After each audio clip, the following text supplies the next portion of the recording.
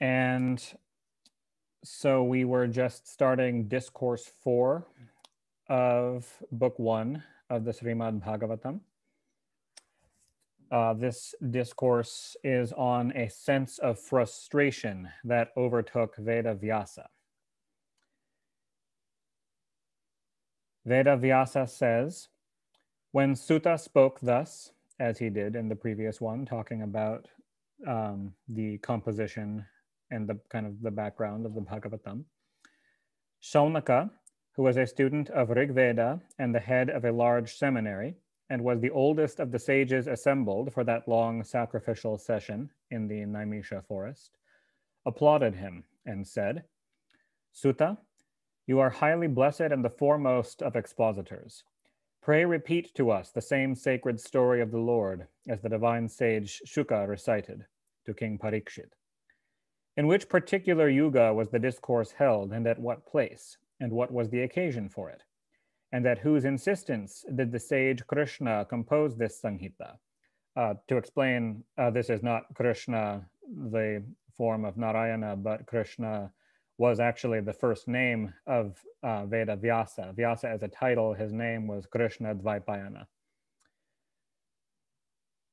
His son, Shukadeva, is a great yogi, viewing all alike, in whose eye diversity has ceased to exist, whose mind is exclusively set upon God, and who has awoke from the sleep of worldliness.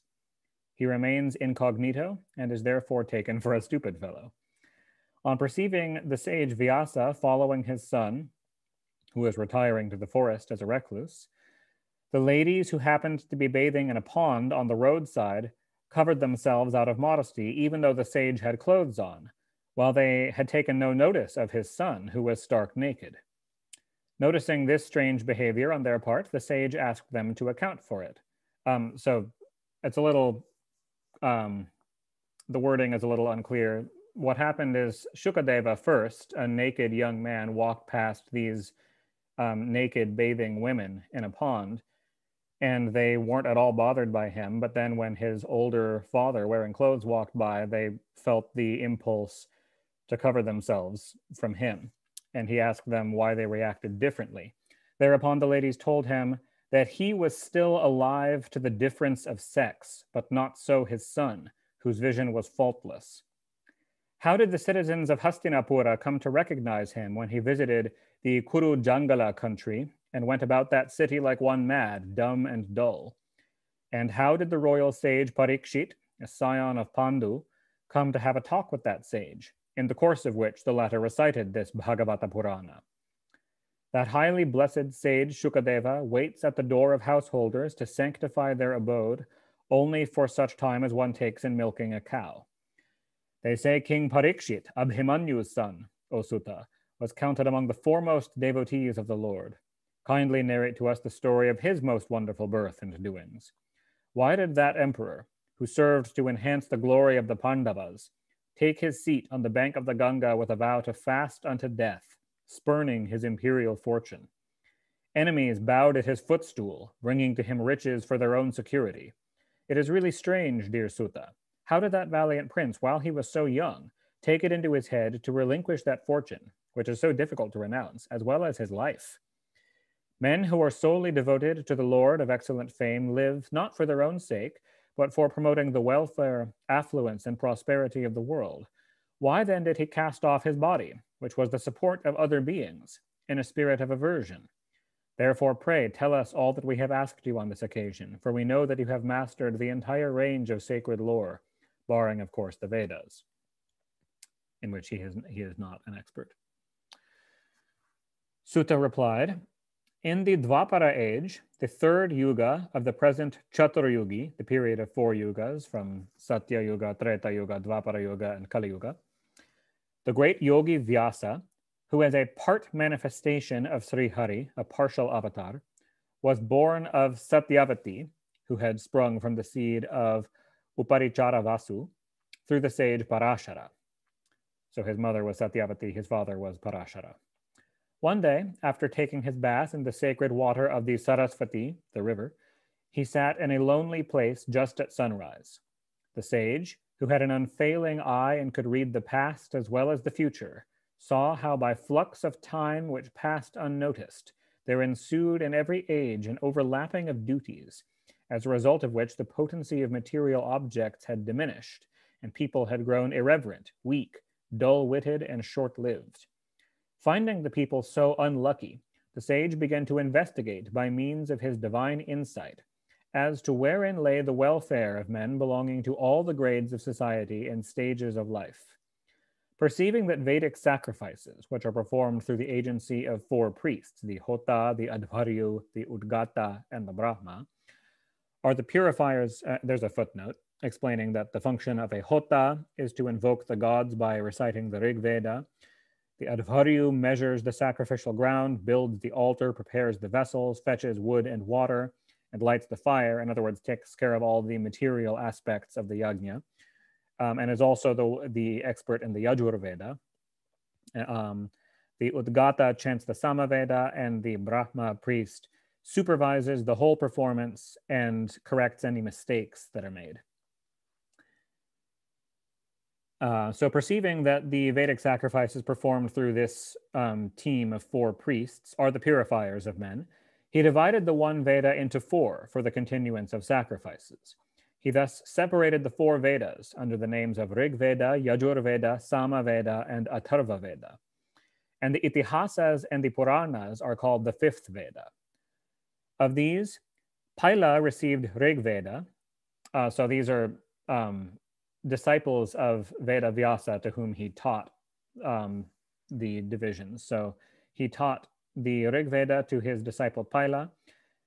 The seer Jaimini was the one who learned how to chant the Sama Veda, while Vaishampayana was the only one who mastered the Yajur Veda. The sage Sumantu, son of Daruna, acquired proficiency in the Atharva Veda, while my father, this is Sutta speaking, Romaharshana, gained mastery over the Itihasas and Puranas. These latter sages, the ones who have just been mentioned, divided their respective Vedas into more than one branches. In this way, through their pupils, pupils, and the pupils of these latter, the four Vedas came to be divided into so many branches. The divine Vyasa, who is compassionate to men of poor wits, did so in order that even the dull-witted might be able to retain the Vedas in parts, since, of course, to memorize the entirety of the Vedas was a feat that almost no one in Kali Yuga could do. So he broke it up and had different priesthoods take charge of small parts of it. Seeing that the women, the Shudras, and the fallen Brahmanas, as well as the Kshatriyas and Vaishyas, were debarred even from hearing the Vedas and did not know how to perform acts that are conducive to good, the sage Veda Vyasa was good enough to compose the Mahabharata epic in order that women and others, too, might attain blessedness through the same. Even though Vyasa ever remained wholeheartedly engaged in doing good to living creatures, his heart was not satisfied with it, O Brahmanas. Feeling uneasy at heart, the sage who knew the secret of dharma sat reflecting in a secluded spot on the holy bank of the Sarasvati and said to himself, observing the vow of celibacy, I reverently studied the Vedas, served the elders, and worshipped the sacrificial fires, and honestly followed their precepts. I have also revealed the purport of the Vedas through the Mahabharata, in which even women, the Shudras, and others can find their respective duties and other things explained. Though I stand foremost among those who are preeminent in sacred knowledge, and possess uncommon powers, too, my soul, it seems, has not yet realized its true nature, oneness with Brahma. Is it because I have not yet fully expounded the virtues that enable one to attain the Lord? Is it these virtues that are loved by God-realized saints? It is these virtues that are loved by God-realized saints, and they alone are dear to Lord Vishnu himself. While the sage Krishna Dvaipayana Vyasa was thus sorrowing with the consciousness that something was wanting in him, the sage Narada called at his hermitage already referred to, meaning the hermitage at Badrikashram. When the sage Veda Vyasa saw Narada come, he instantly rose to receive him and duly offered worship to the celestial sage who was adored even by the gods. Thus ends the fourth discourse, forming part of the story relating to the Naimisha forest in Book 1 of the great and glorious Bhagavata Purana, otherwise known as the Paramahamsa Samhita. Discourse 5, glory of singing the Lord's praises, and an account of Devarishi Narada's previous life. Sutta says, when comfortably seated, lute in hand, the instrument which we're calling a lute is the veena. It's very similar to a sitar. It's the precursor to the sitar. The celestial sage Narada, of extensive renown, spoke to the Brahmana sage Veda Vyasa, who sat beside him, as if smiling at his disconsolation. Narada said, most blessed Vyasa, son of Parashara, I hope your physical self, as well as your mental self, are satisfied in themselves. I am sure all that you wanted to know has been fully realized since you produced the most wonderful Mahabharata, which fully deals with all the objects of human pursuit, dharma, etc. Dharma, artha, kama, and moksha. You have also investigated the truth of and realized the eternal Brahman, the Absolute. Nevertheless, my lord, you bewail your lot as if you had not yet realized the object of your life. Vyasa replied, all that you have said about me is true, yet my soul finds no satisfaction. We ask you the cause of it, which is unknown to me, since your knowledge is unfathomable, you being a son of Brahma, the self-born. You know all hidden truths, inasmuch as you have worshipped the most ancient person, who is the ruler of both Prakriti and Purusha, or matter and spirit, and who by his very thought creates, sustains, and reabsorbs the universe with the help of the three gunas, though remaining unattached to the same. You go about all the three worlds even as the sun does, and moving within all, like the vital air, by dint of yogic power, you can read the minds of all. Even though I have fully realized, through the practice of yoga and the observance of sacred vows, both the Supreme Brahman, the Absolute, and Brahma in the form of the Vedas, pray point out to me my great deficiency. Narada replied, you have failed to sing adequately the stainless glory of the Lord. Consider that wisdom to be deficient which does not tend to please the Lord. O chief of sages, you have not so fully described the glory of Bhagavan Vasudeva as you have dealt with the objects of human pursuit, such as dharma, etc. Speech, which, though full of figurative expressions, never utters the praises of Sri Hari, the praises that possess the virtue of sanctifying the whole world, is considered to be the delight of voluptuous men who wallow in the pleasures of sense, like crows that feed upon the dirty leavings of food. Like swans that are traditionally believed to have their abode in the lotus beds of the Manasarovara lake, devotees who have taken shelter in the lotus feet of the Lord and therefore ever abide in his heart never take delight in such speech. Manasarovara is a lake in the Himalayas. It's next to Mount Kailash. It's a holy lake of Shiva. On the other hand, that composition which, though faulty in diction, consists of verses, each of which contains the names of the immortal Lord, bearing the impress of his glory, wipes out the sins of the people. It is such composition that pious men love to hear, sing, and repeat to an audience. That wisdom, too, which is free from blemish and is a direct means to the attainment of liberation, does not adorn one's soul so much if it is devoid of devotion to Lord Achyuta. Achyuta is the name of Vishnu. How then can action with an interested motive, which is rooted in sorrow at every stage, both while it is being performed and at the time of its fruition, and even disinterested action that has not been dedicated to God, serve to heighten one's glory? Endowed with an unfailing eye and possessed of sacred renown, O highly blessed Vyasa, you are devoted to truth and steadfast of resolve. Therefore, with a concentrated mind, now recall the exploits of Sri Hari, who wields unthinkable power, with a view to the liberation of the entire humanity. The man who desires to talk of anything else than the Lord's exploits falls into the trap of the manifold names and forms, evolved by such desire, and sees diversity everywhere. Like a boat beaten by a blast, his unsteady mind finds no rest anywhere. It was a great error on your part to have enjoined horrible acts involving destruction of life in the name of religion on men who are naturally addicted to such acts.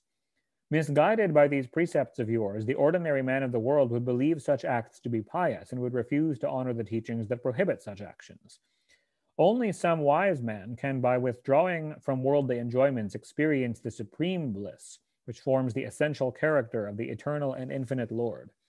Therefore, kindly narrate the exploits of the Lord for the good of those who are working under the impulse of the three gunas and lack the spiritual sense. Has evil ever befallen him anywhere, in any womb or birth? who adores the lotus feet of Sri Hari, neglecting his own duty, even if he dies at a stage when he is as yet unripe in his devotion or falls from his sadhana. On the other hand, what purpose has been achieved by those who fail to worship God through devotion to their duty? A wise man should strive after that object alone, which cannot be attained by going round from the highest, Brahma's abode, to the lowest regions. As for the pleasures of sense, they are had as a matter of course everywhere, like sorrow as a result of past actions by flux of time, which is too quick to be perceived. Dear Vyasa, a servant of Lord Mukunda, the bestower of liberation, never returns to this world consisting of birth and death, like others, even if by accident he turns averse to him, the Lord, at any time. Recalling the joy of having once mentally embraced the Lord's lotus feet, he would not think of abandoning them since he has tasted their sweetness. This universe is no other than the Lord, who is yet apart from it, being responsible for the continuance, destruction, and coming into being of this world.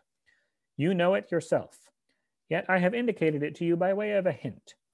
O Vyasa of unfailing vision, know it for yourself that you are a ray of the highest person, the Supreme Spirit, and that, though unborn, you have taken birth for the good of the world. Therefore describe at full length the exploits of the Lord of exalted glory. The wise have declared that the abiding purpose of man's austere penance, sacred knowledge, sacrificial performances, recitation of the Vedas with correct intonation, enlightenment, and bestowal of gifts is to recount the virtues of that Lord of excellent fame. During the last kalpa, in my previous existence, the last kalpa means the last day of Brahma, or the last existence of the universe before the dissolution and recreation of the universe. So in the previous universe, O sage, I was born of a maidservant of Brahmanas, well versed in the Vedas. While yet a boy, I was told off to serve some yogis, wandering ascetics, who wished to stop at one place during the rains. Though a mere child, I was free from all childish frolics, was quite tame and submissive, spoke little, and remained aloof from playthings.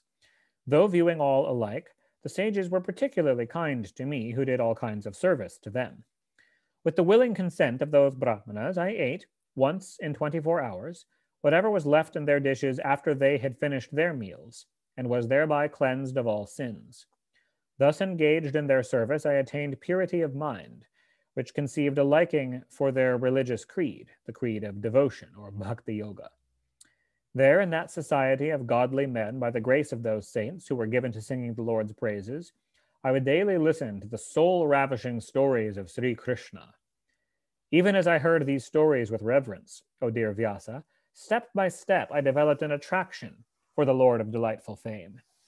When I developed an affinity for him, O great sage, my mind got firmly established in that Lord of delightful glory. Through such a mind, I began to perceive the whole of this gross and subtle world as assumed in me, the absolute by Maya. In this way, throughout the rains, as well as in the coming autumn, I heard with rapt attention, thrice every day, the holy praises of Sri Hari as they were sung by those high-souled sages, and forthwith sprouted in my heart that devotion, which eradicates the element of rajas and tamas.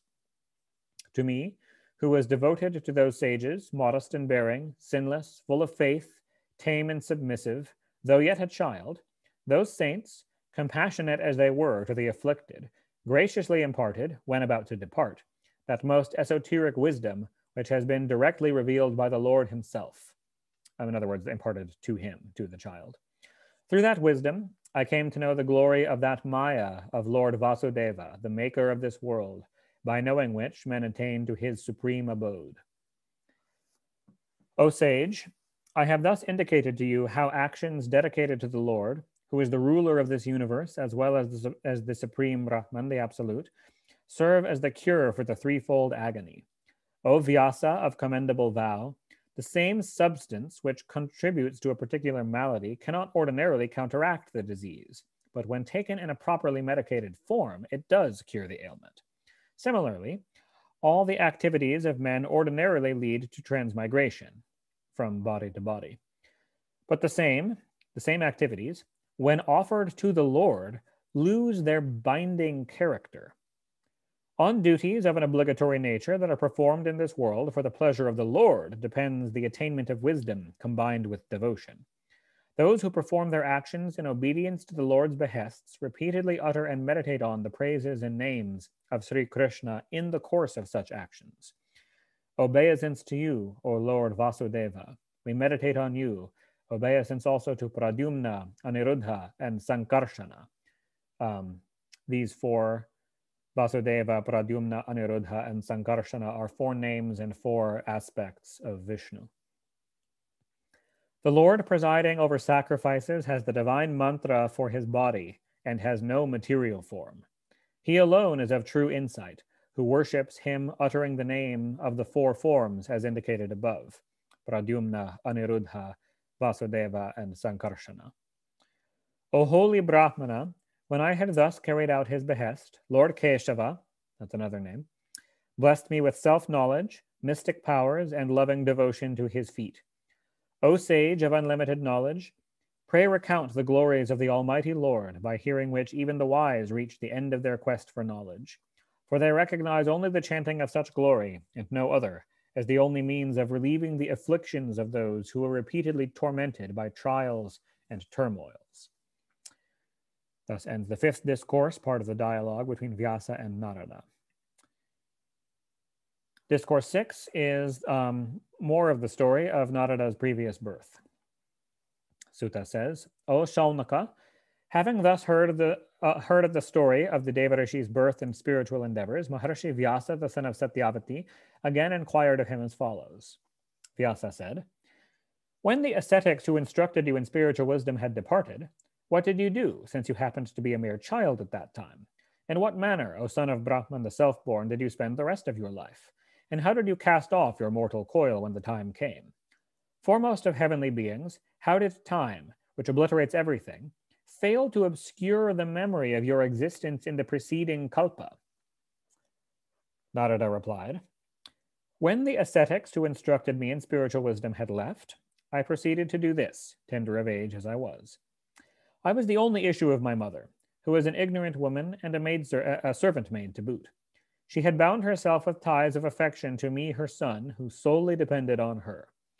Much as she liked to supply my wants and to provide against my future, she failed to do so, dependent as she was, because she was very impoverished and just a servant.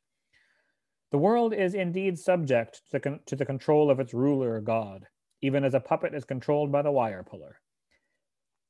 Out of regard for her, I continued in that locality of the Brahmanas. Being only 5 years of age, I had no idea then of the four quarters or even of space and time. Once during the night, she left her house to milk a cow. While on her way, she trod on a snake, which, as fate would have it, bit the helpless woman, and this brought about her untimely end. I took it as a boon from the Lord, who was solicitous for the welfare of his devotees, and then set out in a northerly direction. In that journey, I passed through prosperous lands, cities, villages, temporary habitats of cowherds, mines, hamlets, stray habitations by the side of mountains and rivers, enclosures containing plantations, groves, and gardens, mountains charming with minerals of various colors, trees with boughs broken by elephants, lakes containing delightful water, lotus ponds frequented by gods and rendered vocal by birds of diverse notes, and adorned by bees hovering about from one lotus bed to another. Having journeyed across all these alone, I came in sight of an extensive and formidable forest, dense with rushes, bamboos, reeds, kusha grass, and hollow bamboos, and which presented a dreadful appearance, infested as it was with serpents, owls, and jackals. Wearied in mind and body and overcome with thirst and hunger, I bathed in the pool of a river, drank of its water, rinsed my mouth with it, and felt refreshed. Oh, don't bite my finger!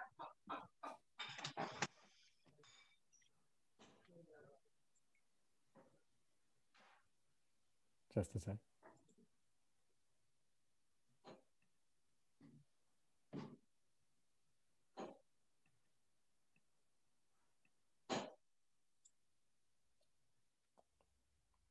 Okay.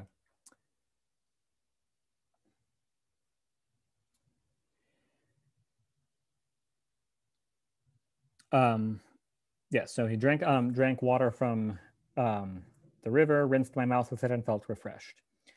In that forest, uninhabited by man, I sat down at the foot of a peepal tree and contemplated with a collected mind on the Lord residing in my heart, as I had heard of him from the lips of my preceptors. Even as I meditated on his lotus feet with a mind overpowered by love, tears rushed to my eyes as a result of eagerness to behold Sri Hari, who gradually appeared on the screen of my heart. The hair of my body stood on end due to an outburst of love, and my heart experienced a thrill of excessive joy and tranquility. Immersed in a flood of ecstasy, O sage, I lost consciousness of both myself and the object of my perception, Sri Hari. Even as I failed to perceive that indescribable form of the Lord, which was enrapturing to the heart and dispelled all grief, I felt disturbed and sprang on my feet like one troubled at heart.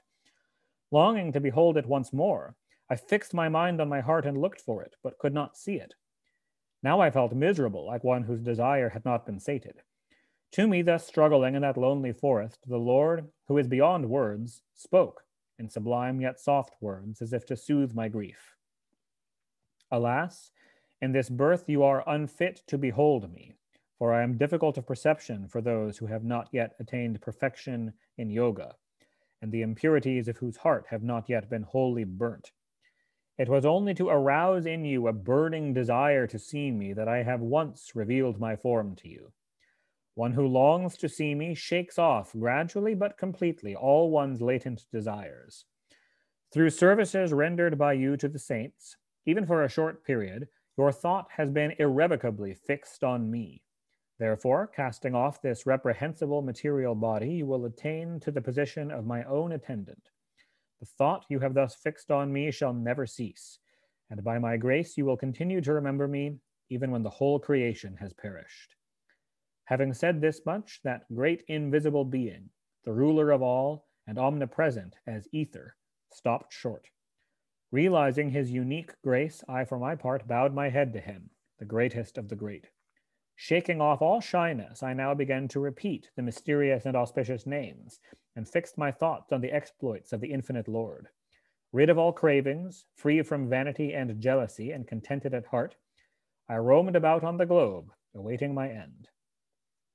To me, who had my thoughts fixed on Sri Krishna, who was free from attachment and whose heart was thus purified, death came at the appointed hour like a flash of lightning, O holy sage. When I was about to be translated to the immaterial form of an attendant of the Lord, my material body fell, the prarabdha that had been responsible for it having been reaped. The prarabdha is the currently manifesting karma of that birth. At the end of the preceding kalpa, when Lord Narayana slept on the waters of the universal deluge, having reabsorbed the whole creation into himself, and when Brahma was going to enter his body and sleep there, I too, in my subtle body, entered his body with the ingoing breath. At the expiry of 1,000 revolutions of the 4 yugas, of unmanifest time, when Brahma the creator rose and wished to bring forth this creation again, Marichi and the other sages, as well as myself, were evolved out of his senses. With my vow of constant remembrance of God continuing uninterrupted, I move about inside as well as outside the 3 worlds, and by the grace of Lord Mahavishnu, Bhagavan Narayana, the primal person, my passage is nowhere obstructed. Playing upon this lute, bestowed upon me by the Lord himself and bringing out the 7 primary notes of the gamut that represent Brahma in the form of sound, I go about singing the story of Sri Hari. As I thus sing of his exploits, the Lord of delightful renown, whose feet represent all sacred places, soon reveals himself in my heart, as if summoned by me. Narration of the Lord's doings has been found to be a veritable raft to cross the ocean of mundane existence, for those whose mind is incessantly tormented by the craving for sense enjoyment. A heart smitten with lust and greed every moment does not attain tranquility so surely by recourse to the various practices of yoga, such as self-control and so on, as through the worship of Lord Mukunda, the bestower of liberation. O sinless one, I have thus told you all that you asked me. regarding the secret of my own birth and doings and the means of satisfying your soul. Sutta says, having thus spoken to Vyasa, the son of Satyavati, the divine sage Narada took his leave, and playing upon his lute went his way, having no object of his own to accomplish. Ah, blessed is this celestial sage, who, while singing the glory of Lord Vishnu, the wielder of the Sharanga bow, to the accompaniment of his lute, feels not only intoxicated himself, but delights the unhappy world as well. Thus ends the 6th discourse on the dialogue between Vyasa and Narada, in Book 1 of the great and glorious Bhagavata Purana, otherwise known as the Paramahansa Samhita. So we've got 4 minutes left, and then we'll have to hop out of Zoom and hop back in. Just use the same link. But with 4 minutes left, I think we can start in on the next discourse. Discourse 7. Ashvatthama assassinates Draupadi's sons, and Arjuna in his turn curbs his pride. So this is getting to the other question that the sages asked regarding the background of King Parikshit, who was the first, or one of the first, to hear the Bhagavata Purana. So Shaunaka said, on the departure of Narada, what did the divine and all-powerful Vyasa do after hearing that which was in the mind of the celestial sage?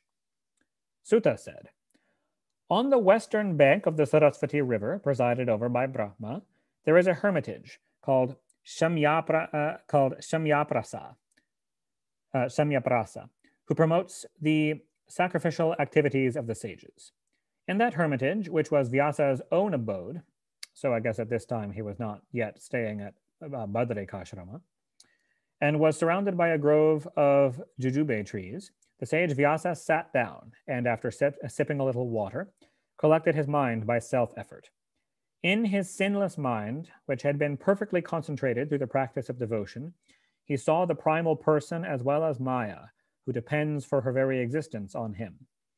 Deluded by this Maya, the individual soul, though beyond the 3 gunas, thinks itself as consisting of the 3 gunas and suffers the evil consequences brought about by this identification. Knowing that the practice of devotion to the Lord, who is beyond sense perception, is the direct means of counteracting these evils, the sage composed Shrimad Bhagavata, the book of the Vaishnavas, for the use of the common people, who are ignorant of this fact. Even as a man listens to this work recited, devotion to Sri Krishna, the Supreme Person, wells up in his heart, devotion that dispels grief, infatuation, and fear. Having produced and revised the Bhagavata Samhita, the sage Veda Vyasa taught it to his son Shuka, who loved to live in retirement. Shaunaka said, the sage Shuka is a lover of quietism, and indifferent to everything, he delights only in his self. What was his motive then in mastering this voluminous work? And we're just about out of time, so I'm going to pause there, and I'm going to close the Zoom meeting and then immediately reopen it. So just give me a few seconds and then just click on the same link again.